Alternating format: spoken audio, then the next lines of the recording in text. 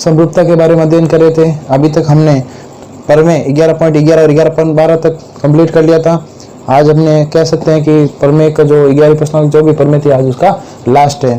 तो आज हमें क्या पढ़नी है, एक तो प्रमेय 11.11 और 11.12 पर बेस्ड इसकी उप प्रमेय। उप प्रमेय क्या होती है, देखो उप प्रमेय मतलब इन दोनों प्रमेय का प्रयोग करते हुए बनाई गई प्रमेय थ्योरम, तो इसको कहेंगे उप प्रमेय। उप प्रमेय 11.11 और 11.12 का प्रयोग इस उप प्रमेय में करेंगे। उसके बाद अपन देखेंगे प्रमेय 11.13 मतलब 13। इसके बाद इसकी एक क्या है, उप प्रमेय। यहाँ तक अपने प्रमेय का खत्म हो जाएगी। फिर अपने 2 वीडियो आपको कल मिल जाएंगे, एक 11.4 का और एक आपके विविध का। फिर अपने एग्जाम्पल भी देखेंगे। तो अपन स्टार्ट करते हैं प्रमेय 11.11 और 11.12 की ऊपर में। ऊपर में इंपॉर्टेंट है, अच्छे से समझनी है हमें। त्रिभुज की 2 भुजाओं के वर्गों का योग। त्रिभुज की 2 भुजाओं के वर्गों का योग। देखो त्रिभुज बनाते हैं,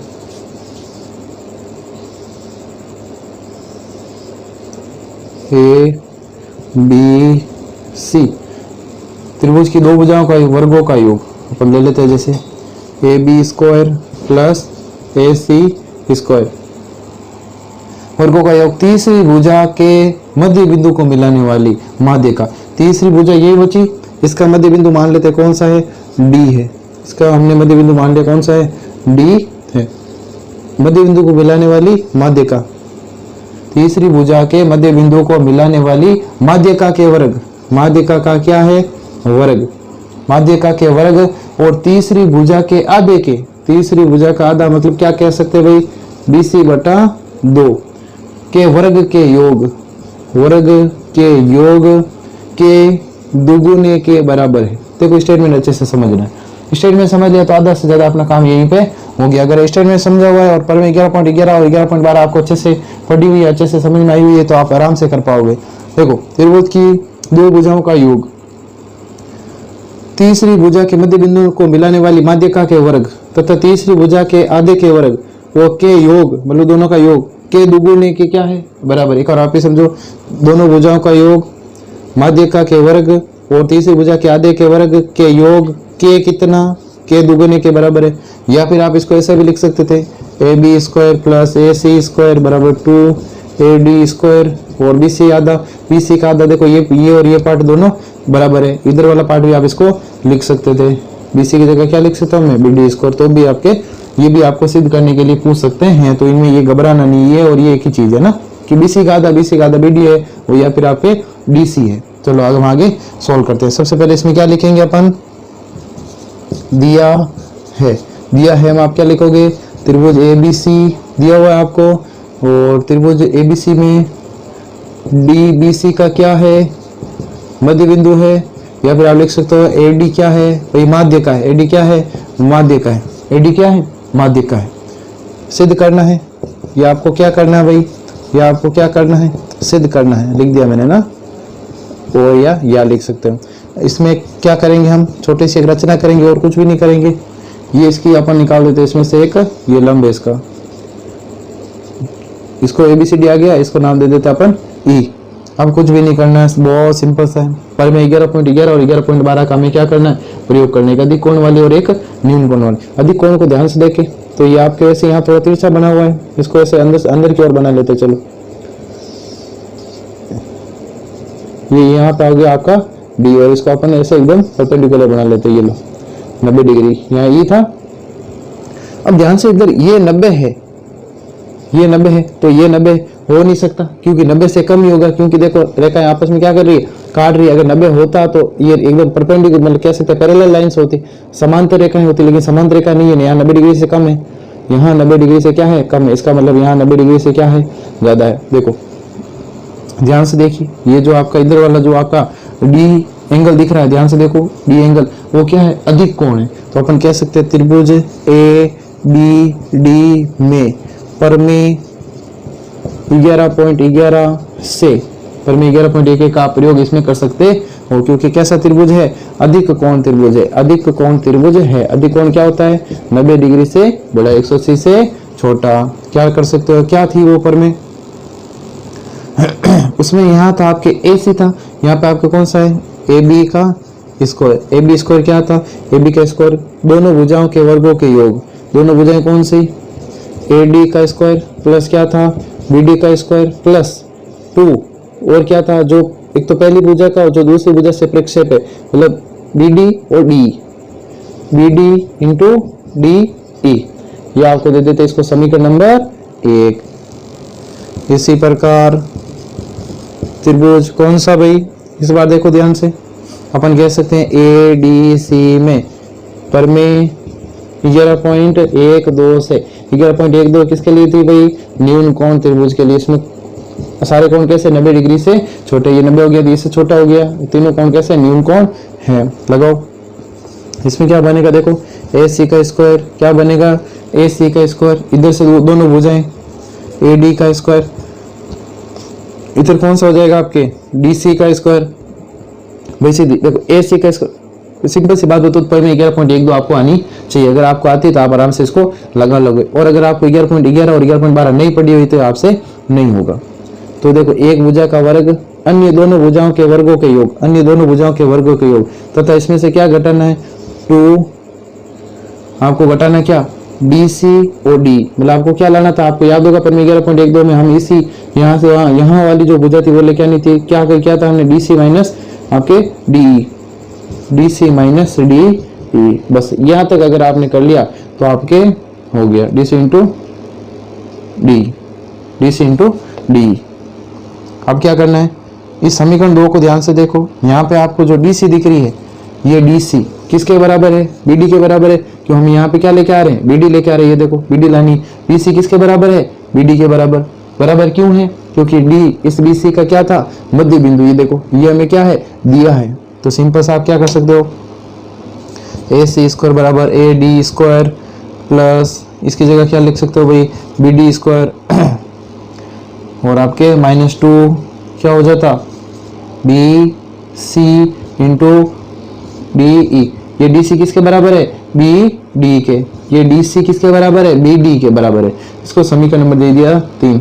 समीकरण 1 + 3 से क्या हो जाएगा, देखो ए बी स्क्वायर और प्लस ए सी का स्क्वायर, थोड़ी थोड़ी देखो इधर वाला आ रहा है, इधर वाला आ गया, अपने इधर वाला भी आ जाएगा, देखो ए बी स्क्वायर दोनों हो गया, इधर देखो ए डी का स्क्वायर प्लस ए डी का स्क्वायर, बी डी का स्क्वायर प्लस बी डी का square plus 2 B D into D E minus 2 B D into D E, ये देखो ये वाले कैंसिल हो गए, क्या ए डी स्क्वायर कितने हैं, 2 है, तो 2 ए डी स्क्वायर और बी डी स्क्वायर भी कितने हैं, 2 B D square, A B square plus A C square, कुछ कॉमन आ रहा है दोनों में, देखो क्या मिला, A B square plus A C square बराबर 2 A D square plus B D square. ये आपके देखो यहाँ तक अगर आप हेंस प्रूफ लिख सकते हो, अगर ये आपको सिद्ध करना था तो ये आ गया, इसके अगर ये वाला आपको सिद्ध करना है तो इसके आगे एक टर्म और कर लो, A B square plus A C square बराबर 2 ए डी स्क्वायर, भाई बी डी क्या है, बी डी क्या है, बी डी इस बी सी का क्या है आधा, तो यहाँ आप क्या लिख सकते हो, बी सी बाई 2 का स्क्वायर, बस कुछ भी नहीं है, ये आपके इति सिद्धम।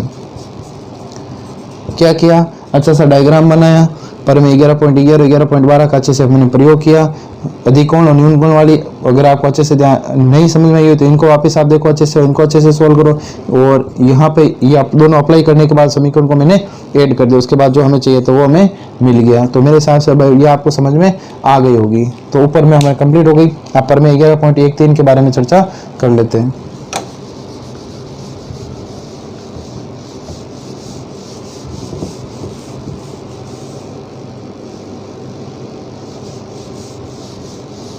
देखो पर में 11.13 क्या कह रही है, दो समरूप त्रिभुजों के क्षेत्रफलों का अनुपात। पर में 11.13 क्या कहती है, दो समरूप त्रिभुज, मान लिया एक समरूप त्रिभुज आपके ए बी सी, एक और मान लिया हमने डी ई एफ, नाम कोई भी ले सकते, कोई दिक्कत नहीं है ना। दोनों त्रिभुज कैसे हैं, समरूप है, ये हमें दिया हुआ है।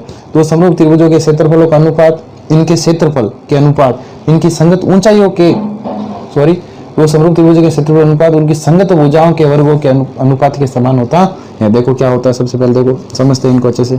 सिंपल सी बात करो तो एरिया ऑफ त्रिभुज ए बी सी बटा एरिया ऑफ त्रिभुज DEF बराबर कह सकते हैं AB बटा DE का स्क्वायर बराबर कह सकते हैं BC बटा EF का स्क्वायर बराबर कह सकते हैं AC बटा DF का स्क्वायर। मतलब इनके समरूप त्रिभुजों के क्षेत्रफल का अनुपात इनकी संगत भुजाओं के वर्गों के अनुपात के बराबर होता है। तो दिया है में क्या लिखोगे, सिंपल सी बात, त्रिभुज ABC समरूप है त्रिभुज DEF, दोनों समरूप त्रिभुज है, यह में क्या है गिवन है। यहाँ तक हो गया होगा, आगे देखते हैं अपने ना, सिद्ध करना है,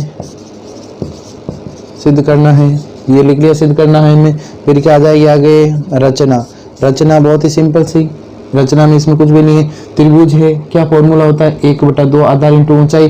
तो आधार तो अपने पास है लेकिन अपने पास ऊंचाई नहीं, हम क्या कर लेंगे रचना कर लेंगे, हम क्या कर लेंगे भाई रचना कर लेंगे, सिंपल सी बात है। ABCD आपके ए कुछ भी ले लो, AL ले लो, यहाँ M ले लो, कुछ भी ले सकते हैं ना, AL लम BC और DM लम EF। तो ये आपके परपेंडिकुलर खींच दिए सीधी ऊंचाई के लिए, हम कुछ भी नहीं करना है, बहुत ही सिंपल सा प्रोसेस है। तथा हम कह सकते हैं कोण A बराबर है कोण D, कोण B बराबर है कोण E और कोण C बराबर है कोण F। और क्या दिया हुआ आपको AB बटा है DE और आपके BC बटा है EF और आपके AC बटा है DF। ये सब क्या है कह सकते हैं कि दिया हुआ हमें त्रिभुज ABC समरूप है त्रिभुज DEF के।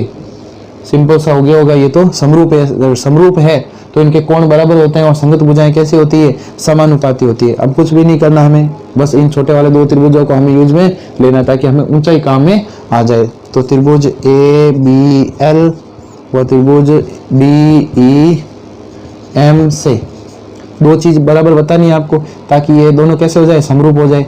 आप कह सकते हो कोण B बराबर कोण E, ये क्या है भाई दिया है। और एक और चीज बता दो 90 डिग्री वाला कोण ALB इधर हो जाएगा DME, ये बराबर क्यों है प्रत्यय कितना है 90 डिग्री। वो चीज बराबर हो गई तो अपन कौन सी पर में लगा सकते हैं A समरूपता नियम से क्या कह सकते हैं भाई त्रिभुज ABL समरूप है त्रिभुज DEM के। जब समरूप है तो इनकी संगत भुजाएं कैसी होगी समानुपाती होगी। हम लिख सकते हैं देखो AB बटा DE बराबर क्या हो जाएगी, हमें यहाँ ऊंचाई की जरूरत पड़ेगी तो AL बटा DM। देखो इन दोनों त्रिभुजों को समरूप किया, दो चीज बराबर बतानी थी, दो हमने बराबर बता दी। उसके बाद हमने क्या किया, हमें सीधी ऊंचाई की जरूरत पड़ने वाली थी। इस त्रिभुज में देखो AM तो AL तो इसकी संगत कौन सी DM, तीनों भुजाएं समानुपाती, सीधी सी बात है क्योंकि त्रिभुज कैसे हो गए समरूप हो गए तो तीनों भुजाएं में से आप तीनों लिख सकते हैं। तो ये आपने इनको रिलेशन दे दिया। अब ऊपर देखो ध्यान से क्या दिया हुआ था, देखो AB बटा D किसके बराबर है, ये इनके AB बटा D बराबर इनके बराबर है, AB बटा D इसके बराबर। इसका मतलब ये सारे क्या हो गए आपस में बराबर हो गए।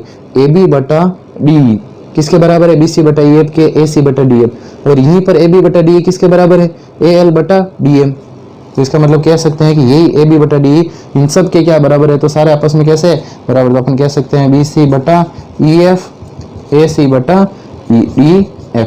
वैसे हमें यहाँ पे ये सिद्ध करना है, अगर आप कोई भी एक सिद्ध कर लोगे तो ये अपने आप हो जाएंगे। कैसे, देखो सारे अपना बराबर है, इसका वर्ग करेंगे तो सारे क्या हो जाएंगे अपने आप। तो एक को हमने बराबर कर दिया, एक को इसके बराबर कर दिया तो ये अपने आप ही हो जाएंगे, क्यों ये सारे क्या है आपस में बराबर हैं। तो यहाँ पे हमने क्या कर दिया, इन भुजाओं को क्या कर दिया भाई बराबर कर दिया सभी का अनुपात। अब देखो अब हमें क्षेत्रफल के ऊपर जाना है, यहाँ कर लेते हैं अपन क्षेत्रफल। त्रिभुज कौन सा था अपने ABC का ये एरिया बटा एरिया कौन सा था, त्रिभुज कौन सा है साथ में DEM है ना, सॉरी DEF।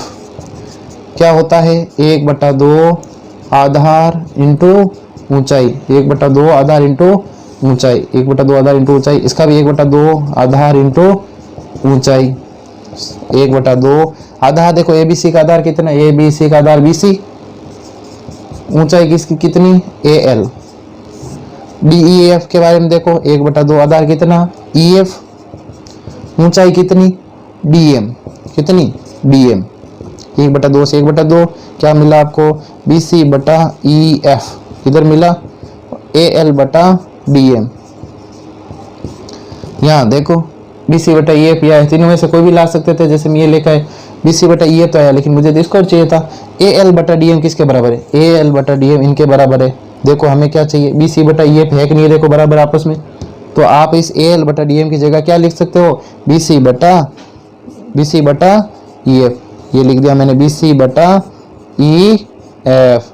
आप यहाँ पे इक्वेशन भी दे सकते थे, बी सी का क्या हो गया स्क्वायर और ई एफ का भी क्या हो गया स्क्वायर। ये देख लो बी सी बटा ई एफ के वर्ग के बराबर इन क्षेत्रफलों का क्या हो गया, अनुपात हो गया। तो मैं लिख सकता हूँ यहाँ पे area of A B C, area of, ये ट्राइंगल लगा लो भाई, त्रिभुज डी ई एफ बराबर सीधा सीधा आ गया अपने बी सी स्क्वायर और यहाँ पे आ गया ई एफ का स्क्वायर।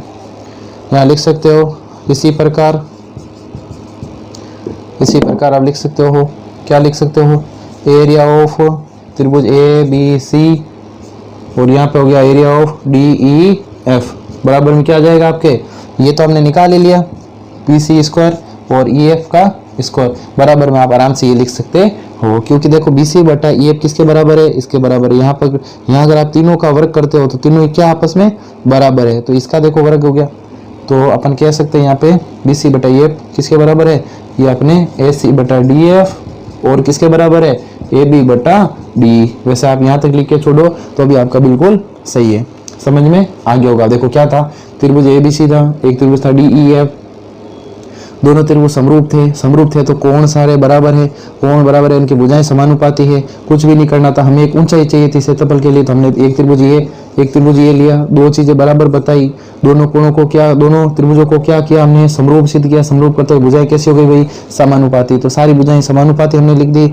उसके बाद कुछ भी नहीं, फॉर्मूले लगाने, आधार ऊंचाई का फॉर्मूला 1/2 से कैंसिल, बी सी बटा ई एफ अपने पास ये पड़ा, ए एल और डी एम की जगह हमने क्या लिखा, ये अपने बी सी बटा ए एल बटा डी एम की जगह बी सी बटा ई एफ लिखा हमने और इनका गुणा किया, स्क्वायर हो गया।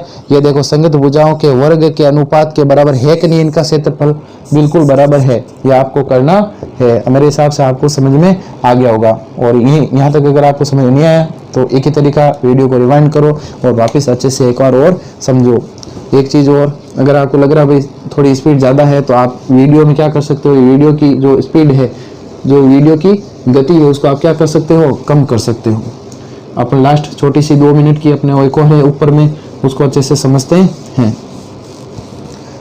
दो समरूप त्रिभुजों के क्षेत्रफल का अनुपात, एरिया ऑफ त्रिभुज ए बी सी बटा एरिया ऑफ त्रिभुज डी ई एफ, चित्र वही है ना, उसी के आगे थोड़ा सा बता रहा हूँ। क्या निकाला था हमने, बी सी बटा क्या था इधर, डी एफ